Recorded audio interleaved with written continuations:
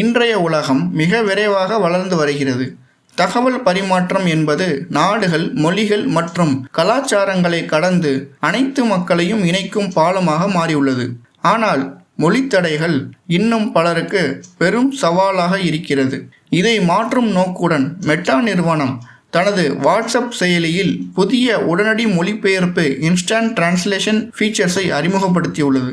இந்த புதிய ஃபீச்சர்ஸ் வாட்ஸ்அப்பை பயன்படுத்தும் பில்லியன் கணக்கான பயனர்களுக்கு மிக பெரும் மாற்றத்தை ஏற்படுத்தும். உலகளாவிய தகவல் பரிமாற்றத்தை எளிதாக்கி மொழியை பொருட்படுத்தாமல் எந்த நபருடனும் தடையின்றி உரையாட உதவ இருக்கிறது.